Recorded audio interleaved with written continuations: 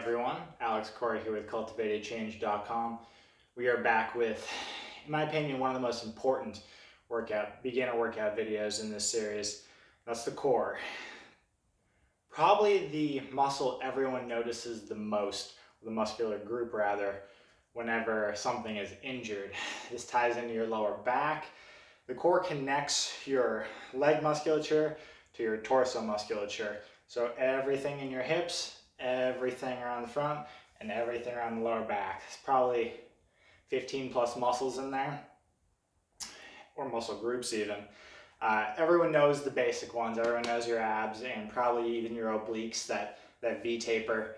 There's a whole bunch more responsible for stability, sideways flexion, forward flexion, and twisting. Any of those, if your lower back is in pain, you will know that doing any of that is miserable, and that's your core. Core is probably the thing you can work the most often to prevent lower back pain. Probably that and glute work. I often suffer from lower back pain, so that's what's helped me alleviate most of that on a day-to-day basis. Good thing is it's quick, it hurts, and it's very effective. We're going to go over 4 main exercises with tons of variations. They're good starters. You can build upon them immediately. We'll start off doing a real brief warm-up, since most of the core work is a warm-up anyway, but we'll start with some really light work in case you've been sitting and you don't want to start moving your entire body just yet. We're going to start with doing the basic that everyone knows, a crunch. I don't actually like the crunch, so we'll do a crunch variation. We're going to do a hanging ab crunch with a band. We're going to do a plank. I don't actually like the plank either, but we'll teach you the basics and we'll move into some variations. The third one we're going to do is a front leg raise with multiple variations. It's a good one for progressions. You can move up in it very quickly. And we'll finish off with a Russian twist, which definitely puts the most strain and has the most risk of injury, but also works the most core musculature. Let's get started. So for our warm-up, we're going to do 2 exercises. Both of these have appeared in my back and my legs workout video, and that's just because they're fantastic. They're really good to go from sitting. Hopefully you've done something else, maybe knee highs, walking is fantastic. Just a brief something, get your heart rate up. If not, you feel free to jump right into this. It will get blood flowing, but sometimes it's not as good as walking. Both of these are going to flex and stretch our lumbar spine, which is at most risk of injury in any workout really, but core specifically. So first one, it's going to be the same one, cat-cow pose from yoga. So knees under hips, hands under shoulders, and then we're just going to flex and stretch that lower back. So just move in between extremes here. You should feel blood flow. That area should get warm. You'll feel tightness, and then you feel tautness. Most of the time your lower back is tight anyway, so if you want to spend a little more time just feeling that stretch and pushing, feel free. Whichever position makes you feel like you can stretch it the best. Everyone's body's a little different. That feels very tight right there, and then feel a stretch. Do that for about 45 seconds. And then I like this next exercise just because you can move right into it. We've done this one in my leg video, I believe. And this is going to be a quadruped opposite arm leg reach. This is good because it primes your posterior chain. It's called a chain just because if any one link in the chain is not firing correctly, damaged or weak, none of it really works. So this is going to be same position, and then pick one arm, pick the opposite leg, and reach. And push in both directions. You should feel yourself pulling yourself apart. Come back to center.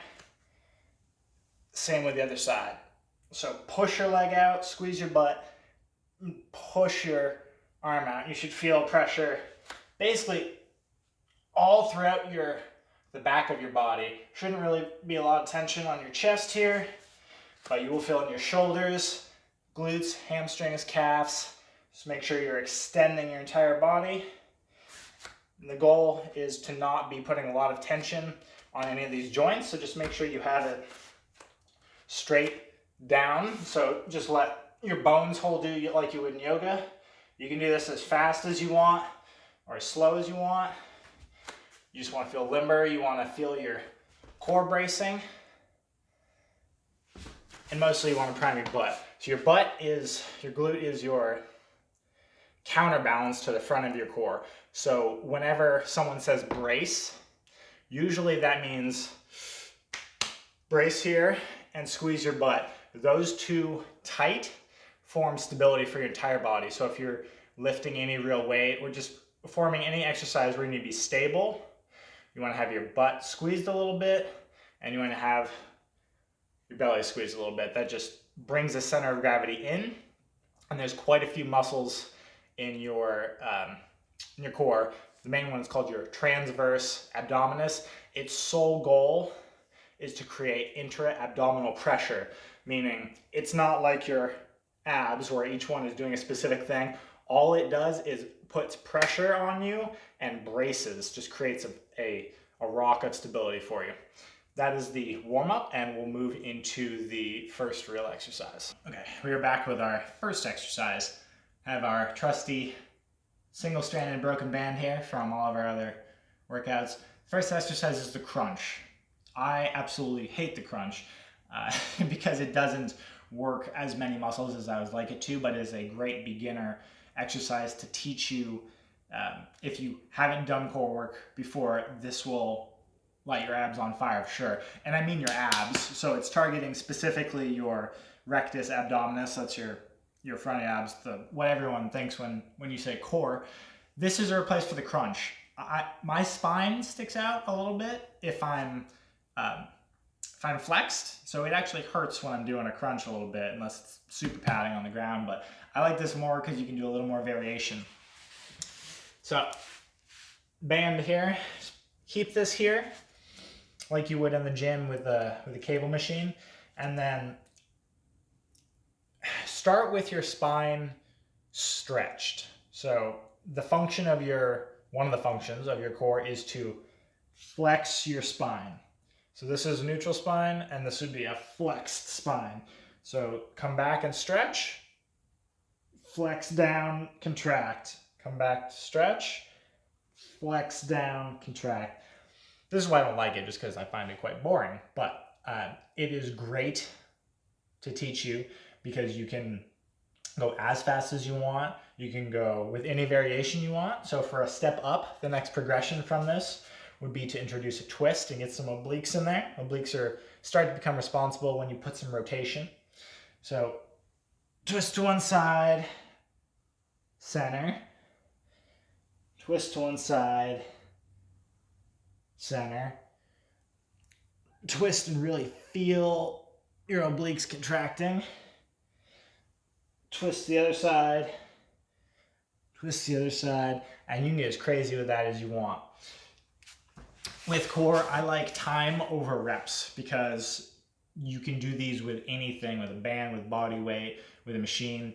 So just to keep yourself consistent, time is what I go for. 45 seconds if you're pushing it, if you're breathing as heavily as you would with normal exercise with any other body part. 45 seconds to a minute is plenty. Core does not require that much rest. It may if you're using heavy weight, but because there's so much blood flow in that area, since it's your stomach, usually 30 to 45 seconds and your core is pretty recovered. It's not a massive muscle group like your back or your legs.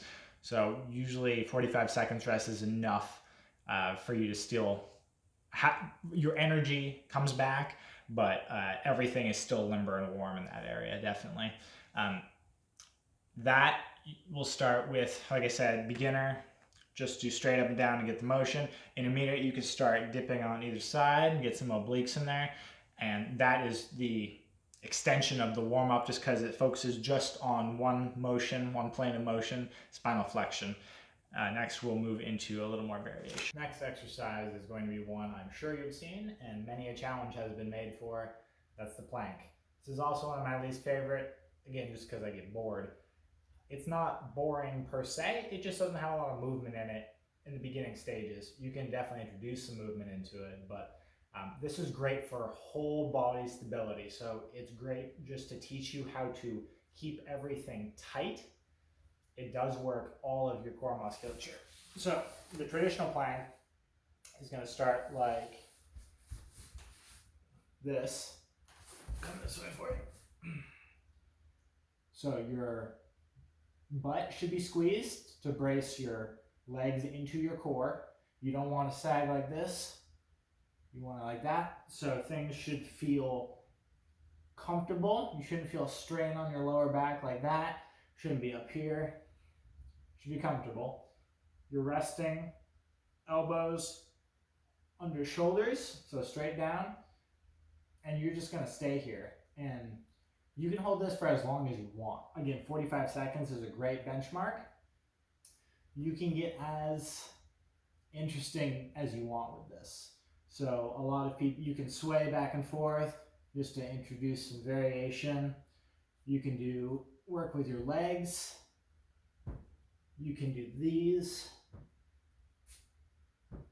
My personal favorite after this is if you want to take a little rest and then knock it up a level, come back here, take off center, stay here if you want. This is great. Or if you want to get some oblique work in there, dip, stretch, dip, stretch. This is a bridge. This is a rotating plank bridge. So you should feel this working. This should also be working, and your entire body will be bracing to keep you from coming back down like that.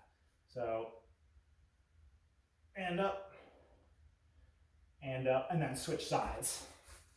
And a lot of people will do rotating versions of those. That's a great challenge. So if you start here, and then come do that, go back,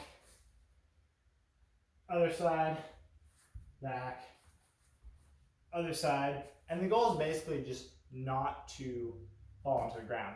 So that is great for entire body stability, and you will definitely feel the burn even after 45 seconds, but if you want to push yourself with any of those variations, go for it.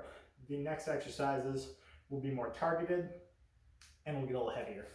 This one is going to hurt. This is the front raise, and this provides numerous levels of progression. This is probably my starter one after a full brace warm-up, just because you can do so much with it, and just basically never leave the ground and just get an entire core workout. So to start, just lay flat. So the basic motion is just going to be to raise our legs up. If you're just starting, brace yourself. You can put your head on the ground if you want, and then you don't need, the full motion is going to be this. If you're just starting, that's pretty hard.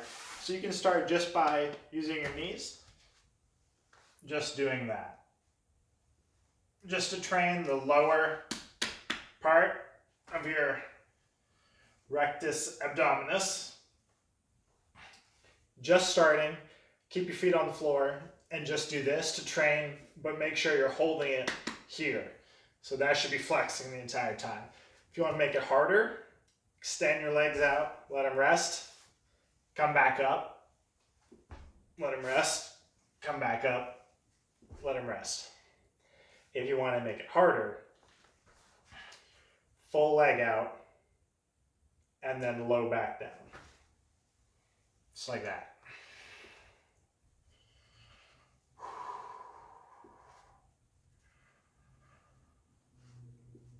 If you want to make it harder, pause and don't let your feet touch the bottom.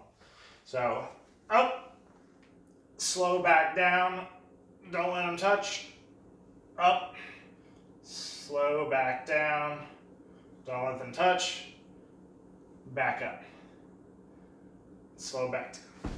Squeeze your legs together when you do that, and you'll incorporate your abductors and adductors and just give you more, a less flimsy object. Like with if you're carrying something, you don't want the weight to be flopping around. Same thing, you want your legs to be a single, solitary moving piece.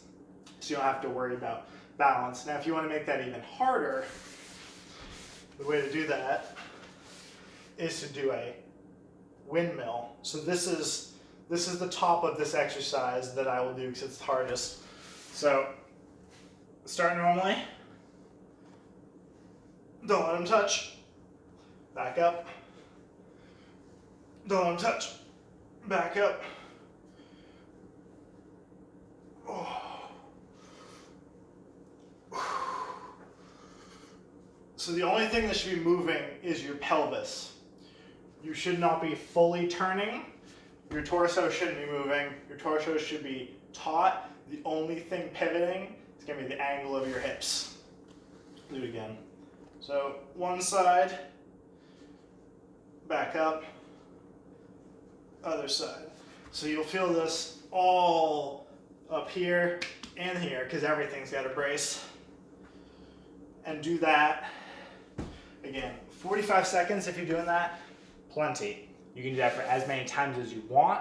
You can start out doing just the knee up, then move to your entire legs once you've got the motion down, and then start seesawing. And you can do that for as many times as you want. And there are more complicated variations of that, but just for starters, that is plenty.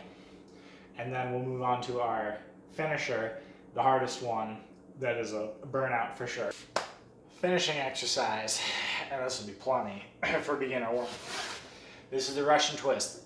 Probably one of the most well-known core exercises because it's amazing. Works everything, teaches stability, gets all planes of motion, twisting in there, spinal flexion, everything. If you get good at this, sky's the limit. So basic premise is just this for starters. Everything should be tight other than your upper torso moving.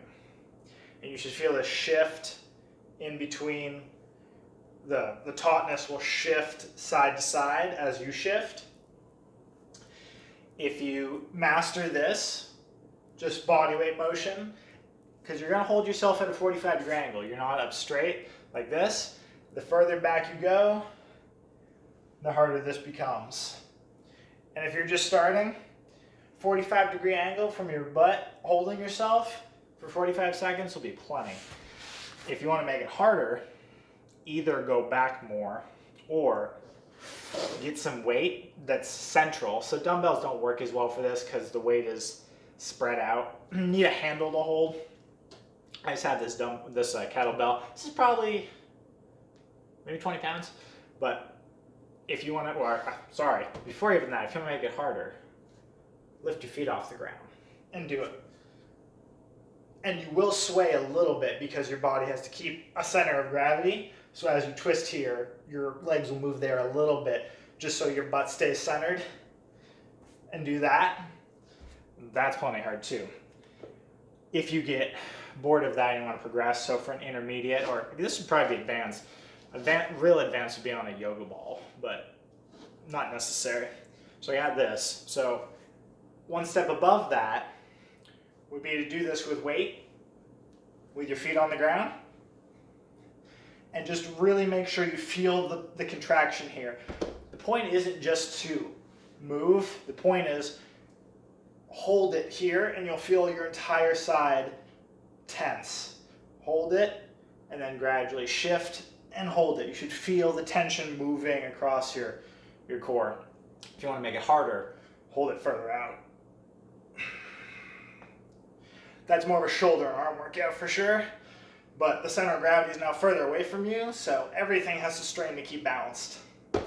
And then the next progression, the final progression, this I only last maybe 30 seconds at. Maybe with a medicine ball will be more, but feet up, balance, same thing. Slowly until you get it, until you get the motion and everything feels fluid. And then as fast as you want.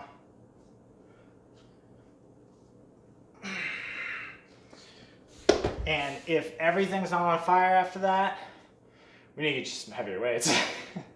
But that would conclude the core workout. You can spend days doing that as a warm-up.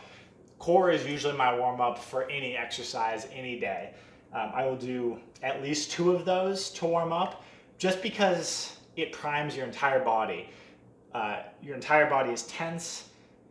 It warms all muscle groups up, and especially cues your butt and your core to fire together, which prevents injury for the rest of your exercises. Thanks for watching the video, everyone. Hope you enjoyed it. Don't forget to hit the like button down below if you like the workout series. Feel free to let me know what more you'd like to see for home series, or if you'd like to see more in the gym stuff. Subscribe if you could. And we are still enrolling for our virtual health coaching and personal training programs, as well as in person for the Western North Carolina. Until the next series, see you soon.